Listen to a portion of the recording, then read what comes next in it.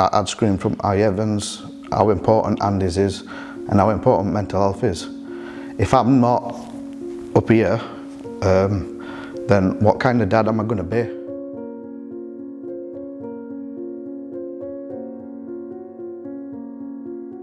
I am a facilitator at Barnsley Longwood. I'm 37 years old.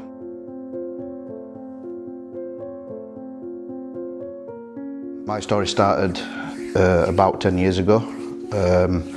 I was in a relationship. My first daughter, she was only a couple of years old. I had a problem with my liver. I was in and out of hospital constantly for tests. They were planning surgery. It forced me to quit my job, basically, and that's what kind of started things. I just didn't realise at the time. When that relationship broke down, I knew something wasn't right, but I didn't know what it was. So I, with a kind of strength I can't even explain, I took myself to doctors. Doctor diagnosed me with depression, told me that, you know, it does happen and it was kind of normal.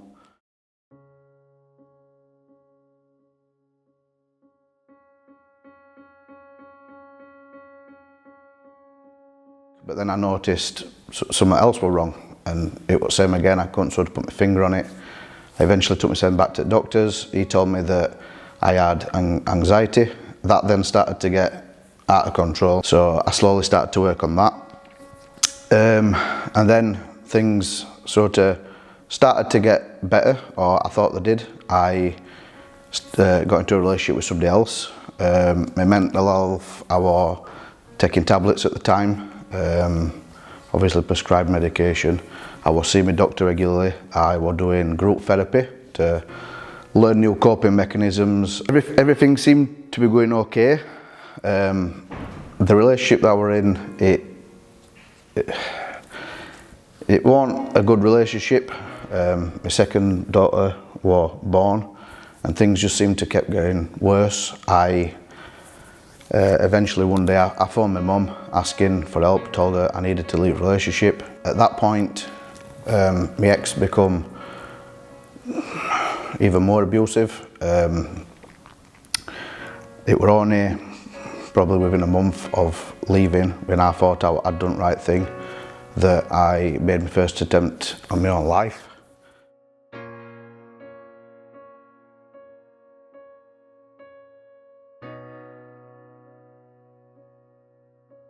Put two industrial tie wraps around my neck. I had no intention of being here. Police ended up breaking the door down and he did cut tie wraps off. It was that bad.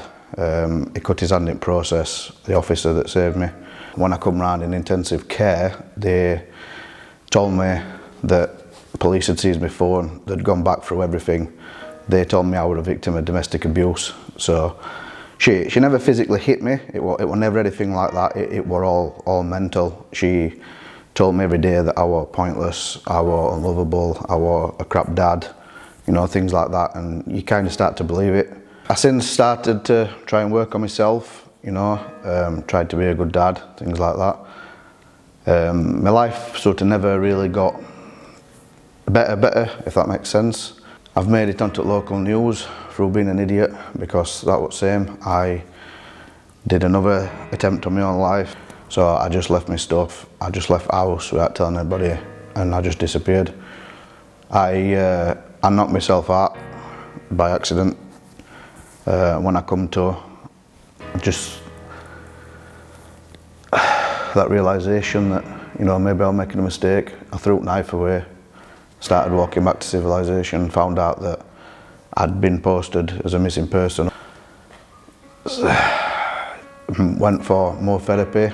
I then got diagnosed with complex PTSD.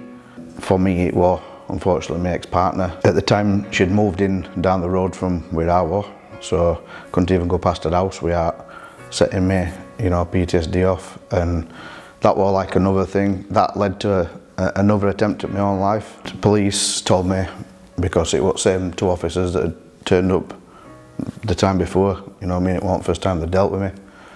They told me look, basically you need to do something, you know, you need to change things, you need to fight in a different way. Hospital told me the same, and everybody were sort of pointing me in the same direction. They were all pointing me to AndysManClub.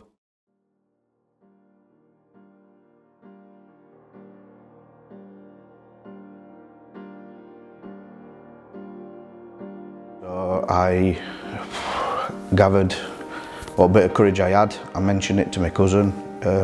He's been through a lot with me. He's stood by me when most people wouldn't. My first session, without swearing, I did say it was just a load of crap basically. Didn't believe for 1 minute that talking to a random group of strangers were going to do anything for my mental health or out like that. I've never been as wrong in my life, and I'm so glad for it. Within 6 months, it might not have even been that, but within about 6 months of going, I was a completely different person. People, they started to see me for me again. You know, I was smiling, laughing, having jokes. I was the person that I used to be before a lot of this happened. They asked me, lead at Barnsley, he asked me if I'd become a facilitator. So as a facilitator, it's our role to like help them other guys through the door. You know, we've been there, we've dealt with that kind of thing. It's our job to sort of like help people through the door so they can hopefully get the help they need. I think a lot of men, we've got that caveman mentality. We think that we're supposed to go out and hunt and be strong, and we're not allowed to cry, we're not allowed to be sad. We've got to make sure that as families safe, we've got to make sure that as kids are safe. And although that is true, you know, it's alright not to be okay as well. You know, that's what I've learned from going to Andys. I've learned that a group of men can go into a room, we can all be sad, we can all be having a crap day. One guy's having a good day, that's it. We're all having a good day because we just feed off that energy.